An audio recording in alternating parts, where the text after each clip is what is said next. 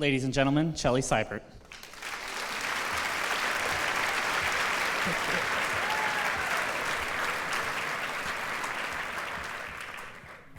Hello. My name is Chelley. It's a pleasure to meet you. It's the hat, isn't it? You know, I've had this thing for probably 25 years now when I first became a police officer, and even then I knew there was something different about it. You know, these things do not keep you warm in the winter. They certainly don't keep you cool in the summer, and when a good gust of wind comes along, it kind of turns me into a kite.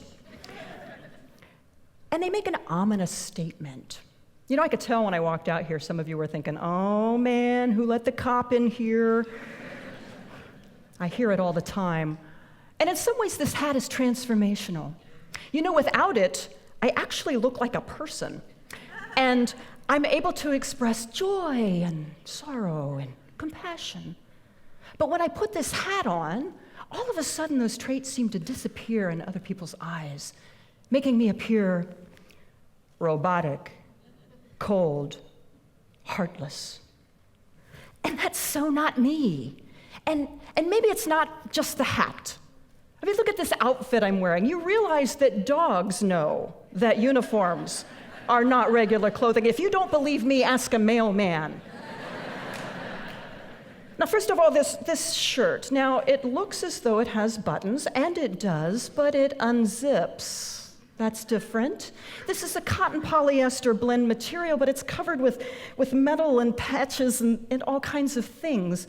And then, when you put it on over a vest, it actually becomes quite heavy and hard, and it really is more of a shell than clothing. And these pants, well, gosh, I have so many pockets I could pack a picnic lunch. And then let me tell you about these boots. Now, they actually add 2 inches to my height, and they make me 5 pounds heavier. In fact, when I eat too many donuts, these boots add 10 pounds to my body weight. I'm just saying. Pretty sure it's the boots. So here it is. Here's this character that we've been reading about in our papers and watching on the evening news, this shell that we've come to fear. Let me ask you something. When you're driving down the highway and you look in your rearview mirror and you see that patrol car right behind you, how many of you think to yourselves, oh, thank goodness the police are here, I feel safe and protected now? Anyone?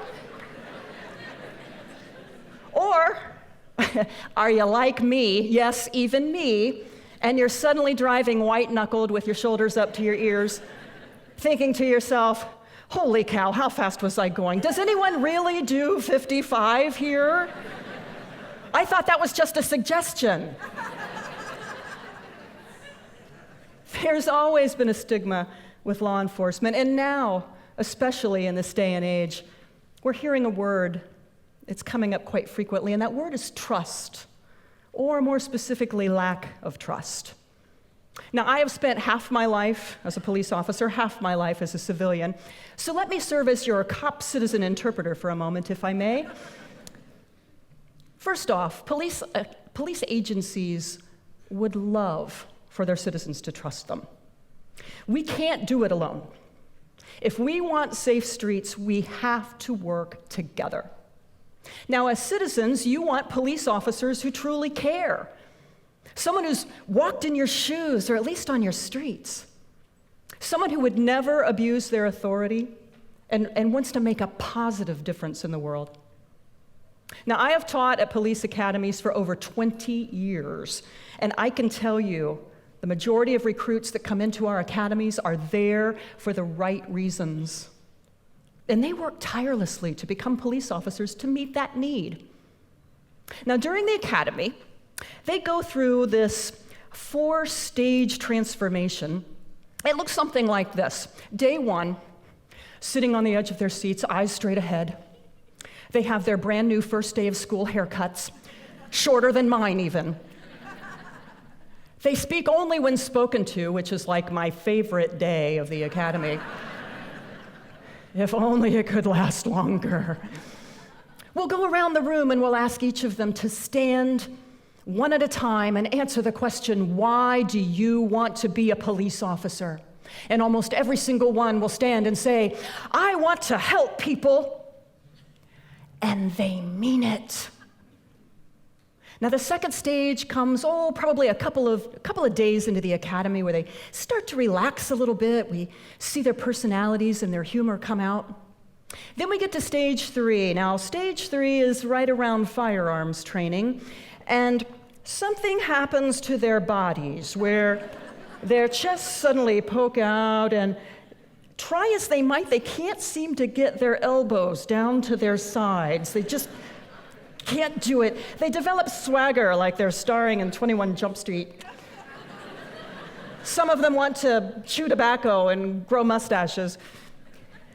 Thankfully, these traits dissipate after a few weeks. Then we get to stage 4. That's graduation day.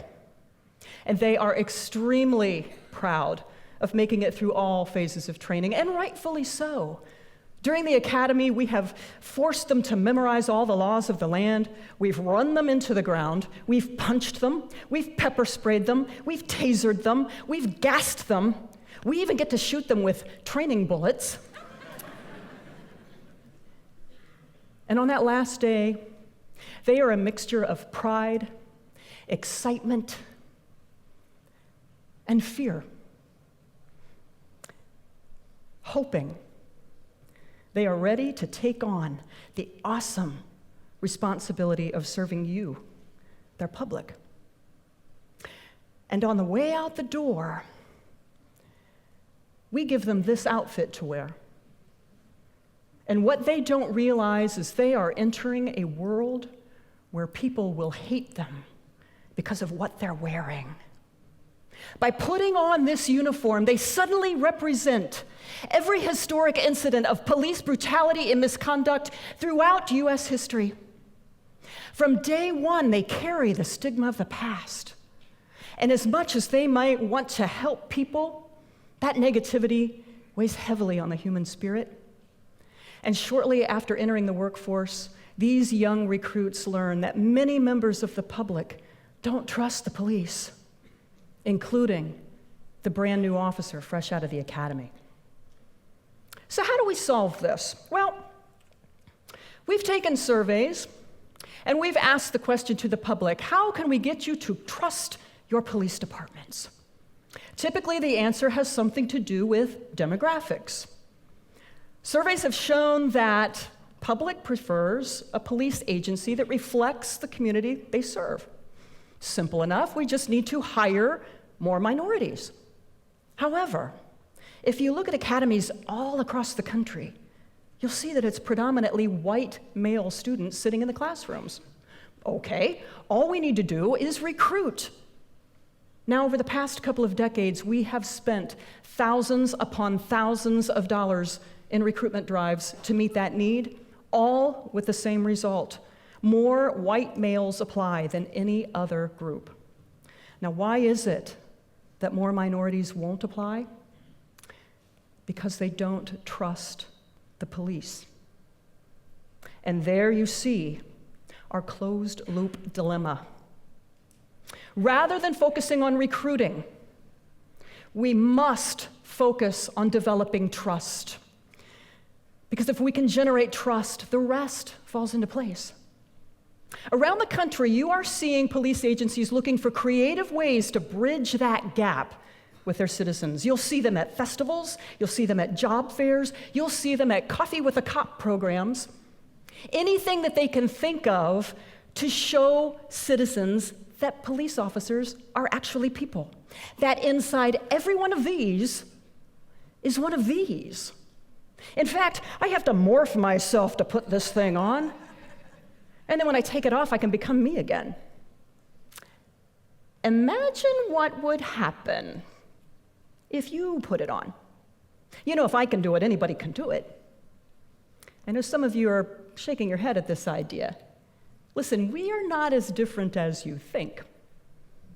Let me tell you a secret about cops.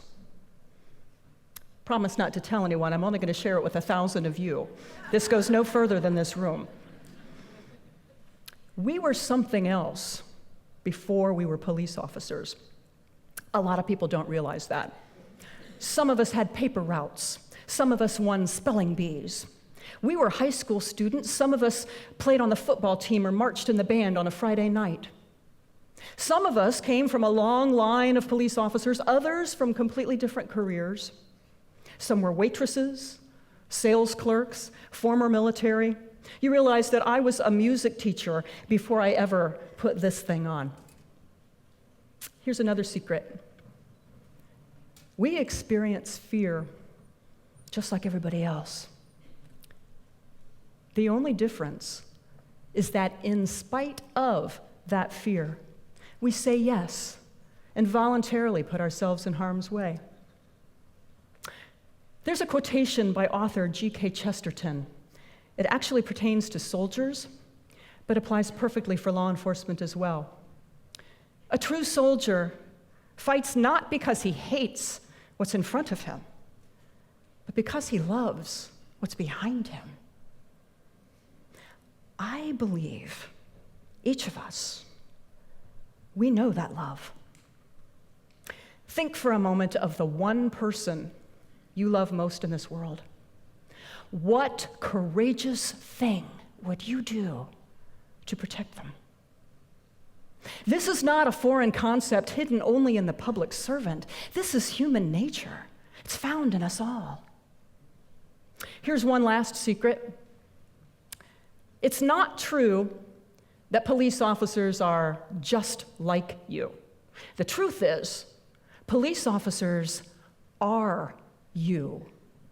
Wrap your head around that for a moment. We come from you.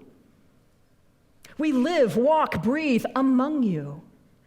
We're standing in line behind you in the grocery checkout, shaking our heads at the same gas prices, wondering why the cost goes up by a quarter and down by only a penny.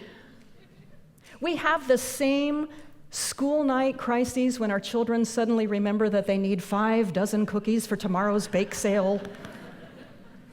But it's difficult to see cops as people because of the images we see every day on the news. And we are not noticing the men and women on our own streets that are protecting and serving and not making headlines. I want to leave you with one idea. I want to challenge each of you to befriend a cop. Go buy one a cup of coffee or a 5-hour energy drink if it's one of our millennial officers. Crazy. By bridging this gap, one interaction at a time, we could start to make a difference. Now, I know that this seems overwhelming, and I am sure many of you are thinking to yourselves, Chelley, how on earth is one cup of coffee ever going to change the dynamics of police community relations? But you know what? We have to start somewhere, sometime. Why not us? Why not now? And by the way, this was a retirement gift from my coworkers when I left the department, and it is actually signed by all of the police officers. The funny thing about this is that typically when cops retire, we usually buy each other like a gun, you know, something tactical. Crazy. My guys thought, this might be a better fit, and I think they were right. So while I have this out, I want to share a song with you written by Jana Stanfield. And it fits perfectly for those times where you feel your actions might be insignificant, but they are so very important. I cannot do all the good that the world needs, but the world needs all the good that I can do. I cannot do all the good that the world needs, but the world needs all the good that I can do. As we leave here today, I am counting on each of you to connect with a cop, see beyond the badge, and remember that it all starts with hello. My name is Chelley, and it's a pleasure to meet you. And the world needs all the good that we